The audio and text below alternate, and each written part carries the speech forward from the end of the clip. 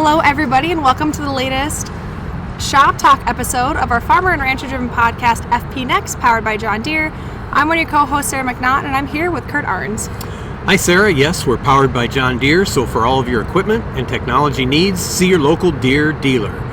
So, Sarah, we're here in Dallas, Texas, and we're live with our guest again. We're kind of liking these recordings of this podcast live with our guests, and so we took this opportunity when all of us Farm Progress editors were together in Dallas, and we have that special guest sitting right across the table from us. Yeah, any chance we get to be together and do a recording, we're just going to start doing it. So there might be background noise and stuff going on, but the most important thing is we have Kevin Schulz, editor of The Farmer, Minnesota publication for Farm Progress, and the author of our monthly Hog Outlook column here with us in Dallas too, so we had to catch him while we got the chance. Yeah, we know Kevin's swine credentials are very strong going back to his young days, so welcome, Kevin, to FP Next. Thanks for having me. Yeah, everything goes better because we are also at a brewery in Dallas after some of our editorial meetings, so we've had a full day of education and learning, and we're ready to hang out and chat a little bit about pig farming and your background and just talk all about Kevin Schulz today, right? Thank you. Well, people talk pork and beans, right? But we're having pork and beer right now. Absolutely. So life is good. But yeah, I'm born and bred southern Minnesota, corn, soybean, and hog farm. We did it the lazy way, at least the hog world end of it. We bought feeder pigs, so we weren't the farrowing crew. We fed them out, bought them in at 40 pounds and fed them out till whatever the weight was that the packers desired at that time. And so Kevin and I always have the conversations because Kevin is an alumni of South Dakota State, and I, of course, went to NDSU. So we have the Dakota market, we have a big rivalry between our teams. As he's sitting here wearing a Jackrabbits polo, that's always our joke back and forth, is texting each other about how the Jacks are doing, how the Bison are doing. How are you happy with your alma mater so far this football season? So far, so good. We're coming off 2 years of back-to-back Jacks championships, but sitting across from Sarah, who the Bison had how many? I think 9. Yeah, so we've got a ways to go before that. But they're undefeated. They're ranked number 1. The Bison are ranked number 2, I believe, still in the FCS. So it's going to be the marker game is going to be a good one. How are the Huskers doing this year, Curt? They've had a couple hiccups, but much better than last year. So, I never count my chickens because we'll just see what happens. Definitely. Volleyball team's really good, though. So we always talk volleyball. If whoever's winning is good. That's like coming from Minnesota. I should be a Vikings fan, and every year they look good. And so far, 4-0. They just beat the Packers yesterday. But we know we've been used to being let down. Yeah, that division likes to beat each other up usually, so that may be the case later in the season. I don't know. Yeah, and the Vikings beat on our stress, so right. We've gotten used to it over the years. Absolutely. Well, Kevin, tell us a little bit. You mentioned a little bit about growing up on a pig farm, and now where you live in Minnesota. Tell us a little bit about the ag, of how you grew up in the ag industry, and kind of how you made the journey from southern Minnesota, and you were the staff writer for both Nebraska Farmer and Dakota Farmer when Curt and I started with Farm Progress in 2021. And now you're the editor at The Farmer in Minnesota, so you talk about all things Minnesota ag news. Yeah, that's correct. My travels, I haven't traveled very far. I am proud to say that in my adult life I've had 7 jobs, and I've only had to physically move once. Perfect. All of them, I started out of college. I did a 6-week stint in Iowa. And then I got hired back into Minnesota in the daily paper, went to another weekly paper, and then I went to another farm magazine in Minnesota, worked there for 24 years, and then left there to go to National Hog Farmer, also a Farm Progress publication, and then Dakota Farmer, Nebraska Farmer, and I was fortunate to have Paula Moore, longtime editor at The Farmer, retire. I had big shoes to fill, but the opportunity came for me to stay home and actually cover Minnesota agriculture again. So it's been kind of whirlwind, but I've never had to move. And I live 3 miles from where I grew up. Oh, awesome. So I think all of us sitting here at this table, we all had big shoes to fill. I know Lon Tonneson was 30 years for Farm Progress, and Don McCabe is just a legend. Yes, it still is. Yeah. Yep. Yeah. Yep. So what kind of a hog operation did you grow up on? We bought the feeder pigs and finished them out, and we had everything from an old converted dairy barn and the open lots, which in Minnesota it wasn't very good. We raised them year round, and all the animal rights people who say that we shouldn't have pigs raised in confinement now. It's like you go out there and feed those hogs when it's minus 30 and you're taking care of them, and being in the confinement barns, it's a lot better. Right. Well, yeah, it's nicer for the producer and nicer for the Exactly. hogs both. Yep. That's right. Yep. So the farmer has a great historical legacy, I know, in Minnesota. But in recent months, you've had a lot of great stories in the farmer. Are there a couple of them that you really enjoyed doing, or anything that you wanted to talk specifically about? Because I know you've got some interesting stuff going on. One of the most recent ones that I'm most proud of was, we hate to keep harboring on it, but is the mental health issue. Mm-hmm. And I just happened to, September has Farm Safety Week, and I thought, okay, I need a farm safety story. And it just so happened that a gentleman who I follow on whatever social media, I forget, but he had posted a blog of some sort and talking about how surviving the downturn, and he's a young guy, but he's still lived through some of the bad times, and his message was basically, it will get better. So I used him as a source. I used a University of Minnesota extension educator in farm safety, and did a combo piece with the two of them, and how we just need to talk about it. Mm-hmm. No matter how down you are, you're not the only one. There's always someone else that's going through the exact same thing as you are. And farmers we're all in silos. And depending where you live, and this gentleman I spoke to, he was talking about the rural Minnesota. There aren't the coffee shops anymore. Mm-hmm. As the small towns are changing so much, we've had you don't have the gathering spaces anymore. So who do you talk to? Well, his avenue is he writes a blog, and that's his therapy. And hopefully through that it helps other people. So what we do, Curt and Sarah, what we write about, we try and bring that to people. We are their therapy, we're their sounding board, and not that we can help everybody, but just letting them know they're not alone. There are more people going through the same thing. And getting back to this gentleman's message, he's gotten through it, his grandfather got through it, we will get through it. I think that's a super important message, especially as there's all these conversations and talks about declining market prices, the economic downturn that's going to happen, and some people are talking about how it's going to be similar to the 1980s.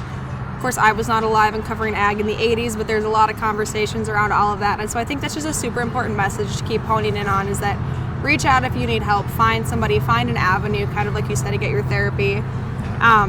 Yeah, Curt and I are the same era. Yeah. The We vintage, both, we call it. Yeah, right? absolutely. Yeah, and we both lived through, and were on the farm during the 1980s farm crisis, and remember it pretty well. And how I'm sure you remembered how it impacted your parents on the farm, and I certainly do too, because I was in college at that time, and it was horrible at times to see neighbors go under, and your own financial strain on your own family. So. Yeah. And I can't speak for you, Curt, but the 80s farm situation is why I'm doing what I'm doing now. I've got one older brother, he was farming, and my dad was farming. Not enough acres for a third family. So, Dad gave me good advice, because I was going to go home and farm. And Dad said, we can make room for you. Why don't you go find something else? Go something to fall back on. Well, obviously I have, and I went to South Dakota State and got an ag journalism degree, and I thought, okay, this gig isn't going to be too long. I'm going to be, I'll go back to the farm sooner or later.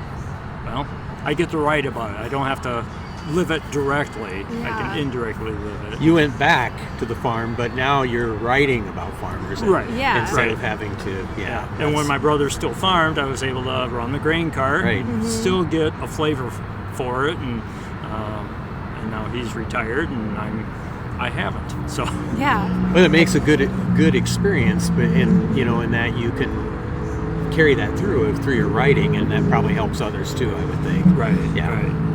Absolutely. And kind of shifting gears a little bit to a favorite topic here at FP Next, we're going to chat a little about the food. And I know you just went to the Minnesota State Fair, or the Great Minnesota Get Together that happened here in September. Is it in the Twin Cities, right? The Metro? Yeah, they always say it's St. Paul, but I'm always one, if someone says, when people ask where I'm from, I say Mankato, if I'm traveling nationwide, because no one's heard of Winnebago, Minnesota. Yeah.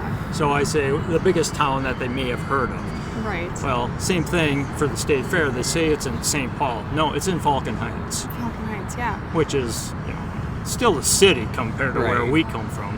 Oh, yeah. But yeah, I went this year for on the first day because it's fresh, it's clean, and it's still a huge crowd. It's a busy place. I know I've been to the Minnesota State Fair one time. We ate a lot of food, which is the reason we're bringing it up is to talk about the food. But the thing also Minnesota State Fair is we parked in somebody's front lawn. Like, we did not mess with the parking of the bus or anything, and my family pulled the pickup into somebody's front lawn, paid them I think like the $20 or whatever it was. And so there's all these little nuances that happen in the Minnesota State Fair. But talking about the food, and you did a story on it too, and I'm sure we'll talk about that as well, but what did you eat while you were there this year? I'm not the typical state fair attendee. I do not go for the food. I go to eat, or when I have to. So my go-to is something called the Gizmo.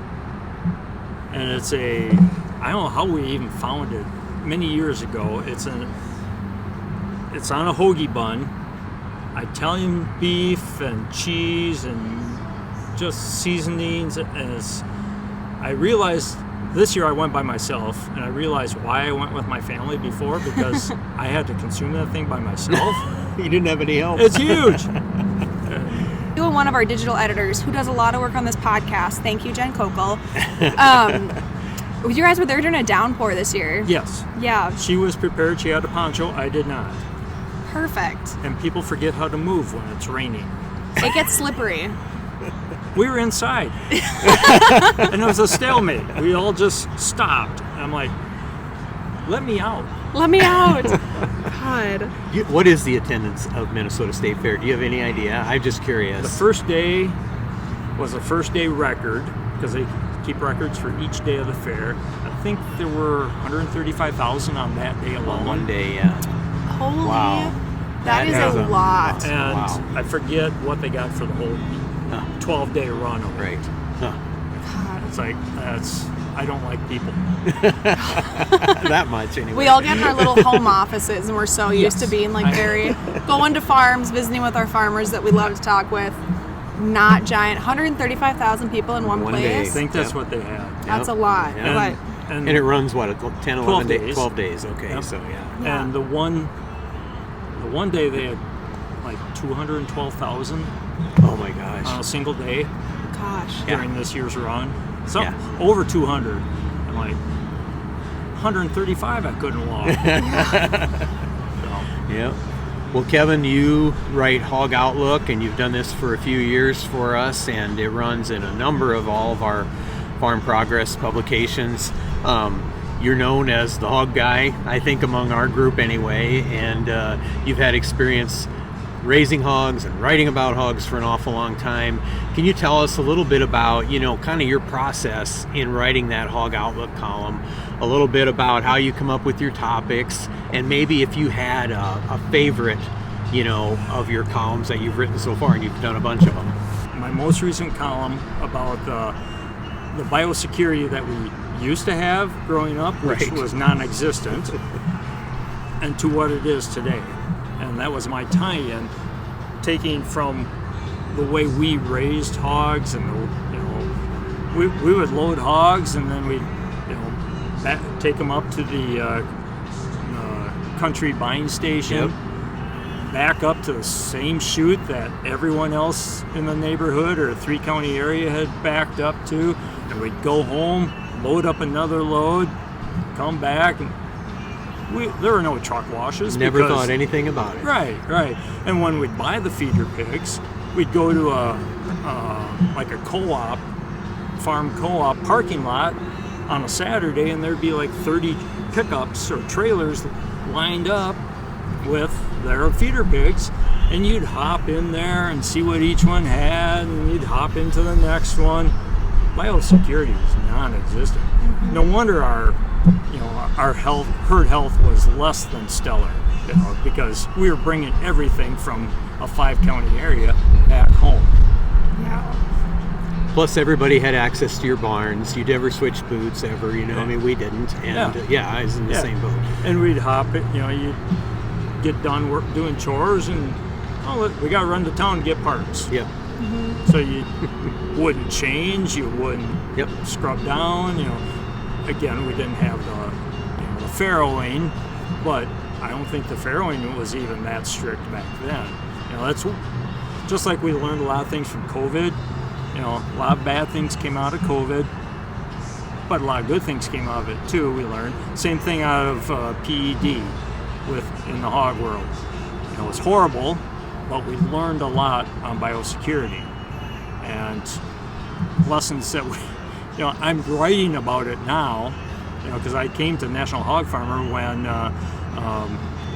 right as PED was right, and I'm hearing about all the things that producers should be doing, with PED, and I'm thinking back to what we did, or more importantly, what we didn't do back in the day. It's like, wow, we've come a long ways, baby. Speaking of coming a long way, I know one of the things everyone's very concerned about anymore, and we have a fun topic about the Beagle Brigade coming up too, but talk a little bit about the African swine fever. I feel like that's a huge topic. It's kind of like looming. It's not in the U.S. yet, thankfully, but it's one of those diseases that everyone is so concerned if it's going to finally hit the U.S. What's kind of the impact of that disease going to be? Oh, if it gets here, let me step back.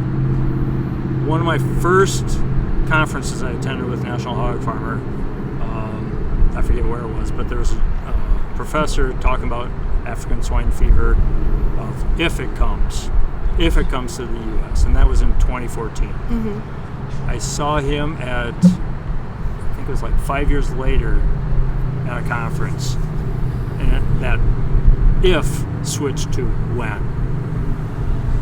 It's only a matter of time when it gets here. Well, they've really upped and you alluded to the Beagle Brigade, and they've done a great job at the ports and the airports stopping illegal stuff coming in. And I talked with a gentleman, he probably wouldn't want his name used, but I said, okay, we're doing a good job. What happens to that product that they confiscate at the airports? Well, they incinerate it. I said, do you test it? He goes, no, why would we? Well, to know, he said, well, it's probably already been here. African swine fever has been here, but because of the work the beagles are doing and the port authorities are doing to stop it and incinerating it, that's where it gets stopped. When it came to Dominican Republic, that's the first time it was in the Western Hemisphere, and that's the closest it had been to the U.S. They've kind of got control of that now, so it is, as that professor said, it's only a matter of when it gets here. Yeah. Which is scary. But the beagles are on the front line. Beagles are on the front line. Beagles. Love your pups. Those little buggers, their sniffers are working overtime. Yeah, I had no idea about that until we were talking about it. Yeah. I mean, that is amazing. I love the Beagle Brigade. Of course, I'm such a dog person, but we were talking about the Beagle Brigade, which is, they're actually employed by Homeland Security. And what they do is they sniff out any pork products that are coming into the country, and there's 120 beagles spread out across 88 major airports in the U.S., and they are specially trained detector dogs who can come across those scents of like those pork products or anything, and they're super cute, right? So they're not like gonna scare the travelers or anything, but they really pick out those products and find those things before they have the chance to bring anything into the U.S. I love the Beagle Brigades. Did you get to meet any of them when you went to the World Pork Expo? Yes, I met Oscar, and I believe he worked out of O'Hare. So you met your celebrity. You've met the celebrities. I met the celebrity. The celebrities. Like you said, they're about 120, and they need more. Because these little dogs, they work. I forget what their work schedule is. Yeah. But they're on, and then they get the rest because their sniffers get worn out. But they are the top of the game. And at the ports where it's more like cargo, they bring in Labradors because they have to crawl over stuff and sniff stuff out. But I wouldn't think of this, but America's a melting pot, right? Of every ethnic background. Well, people going back to their homeland, wherever it may be, and they want to bring back some of the pork products from the homeland. I'm sorry, you can't do that. Yeah. It's fine if you do it and bring it and consume it, and that's the end of the story. But if you don't finish it and you throw it out, well, that can get back into the chain of potentially spreading ASF or whatever other disease, that may be coming. I know the great thing, looking at their work schedule, right? They've got a pretty easy work schedule compared to us, these beagles. And so, according to the AKC, the American Kennel Club, they get breakfast and a health check right away in the morning, and they spend 45 minutes every hour, and they make their rounds, they inspect luggage, and they get a 15-minute break every hour. And then they also get their handler's lunch break too. And they just gotta sniff out the agricultural biohazards that could be a hazard, to threaten the health and safety, but they find anything from bush meats to plants and soil, and apparently people try to smuggle in exotic birds in the country. So they're really sniffing out anything. They're not just looking for the pork. And so I love the Beagle Brigade. I've never got to see them in person, so I'm very jealous you got to meet Oscar, the little celebrity. Yeah. And we were joking in the car that you speak Beagle. I do. But you're not fluent in Beagle. I am not. It's kind of a close group. Yeah. I remember a picture that Liz Wagstrom, she was the chief veterinarian for National Pork Producer Council. She had a picture of Harley, also a Beagle Brigade, and just the haul he made in one day at O'Hare. It was like a table. We're sitting. What would you say the size of this table is, Curt? Yeah, it's about 12 feet. Yeah. And Jinx, just 12 feet. full of pork products and other, because they can detect fruits, illegal fruits, vegetables, other meat products. But the whole table was just full, and Harley just looked so dang proud of himself, and he should be. As he should should, be. yeah. No kidding. Talk about a full day's work. Yeah, it's a lot of stuff to sniff out. Yeah. And so too, I know in a lot of your hog outlook columns, you kind of write an overall hog outlook, kind of like the name implies, of the whole industry. I know especially up in the Dakotas, there's a lot of pork industries looking to move in. Kind of like you were saying, there wasn't room for you on the farm. A lot of farmers we're seeing up in the Dakotas are adding that livestock into their operation and their row crops so they can have that next gen come back with them. But what are you seeing from the hog producers you visit with, kind of the overall outlook as we're kind of closing one year, as we're also in pork month, which is the whole reason we had our resident pork guy on? It's varied. I think a lot of people, as not just in the pork industry, but U.S.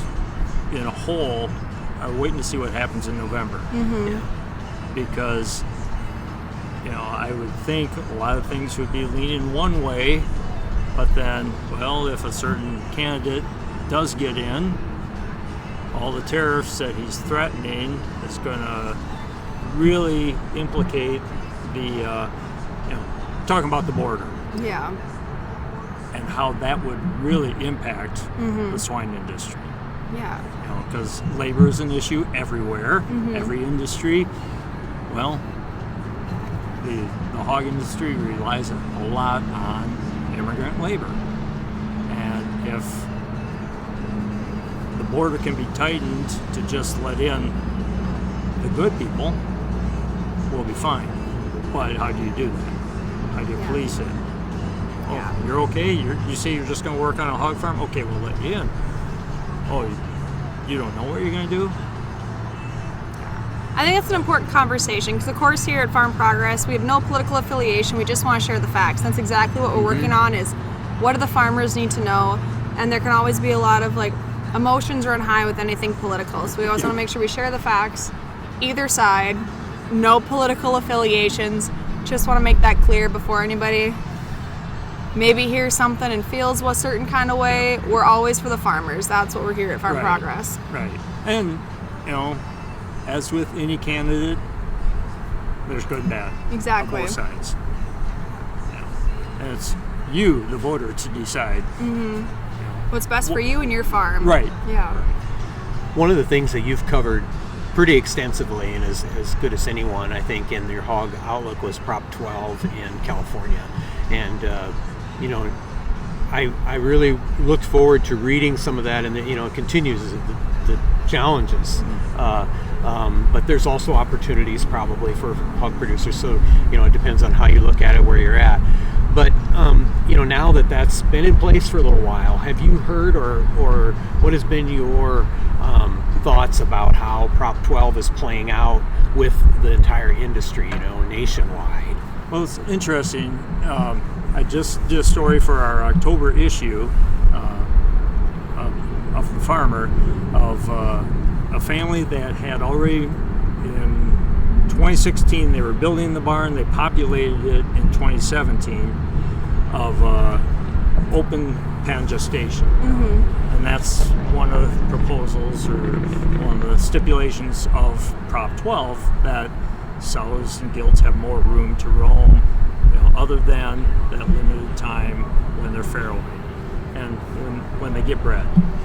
And they made the move, this family did, in 2017. Prop 12 was voted on in 2018. So why'd they make the move, building in 2016 to repopulate in 17? Well, consumers, even before California, went crazy and decided, the few voters that did vote on it, what they should do or what they wanted to do. This family said, okay, this is the way it's going to go, let's get ahead of the curve. So they kind of read the tea leaves and felt like it was time to make that move, and it was going to be an economical process for them that they felt like they could capture some bucks. Right. Yeah. And then after, I think it was in 2020, after they got the logistics and how to work in that scenario, all worked out in the first barn, they converted their home farm, which was all stalls for their sows, into open pen gestation. So they, again, trying to get ahead of the curve. And this was, it was after it was voted on, but it wasn't finalized that Prop 12 could proceed. But they still had this other barn converted. And, I've heard different arguments, in Prop 12 that, well, how can California tell everyone else how to raise their pigs? Because they're saying, regardless of where the pigs are raised, to be sold into California, it had to meet their standards. And veal and poultry was also included in that, but in the swine world, we hear most about that. But then I heard, someone saying, well, haven't we already been told how we should raise our pigs?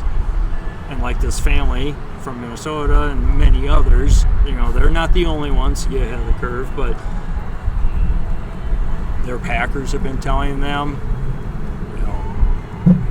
we wish you would raise or would give you a premium to raise your pigs this way. So California, what I don't like about it is a state telling you this is what you're going to do if you want to sell within our borders.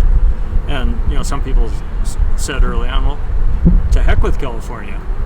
We don't need to sell our pork into California. Well, they don't raise a lot of pigs in California, but last I saw, they were like 15% of the consumption of U.S. pork. Nationwide, and Yeah. that is a big number. Yeah, that's a big number. Yeah. We all love a good pork chop, right? Exactly. But Kevin, thank you so much for coming on, sharing a little bit about the pork.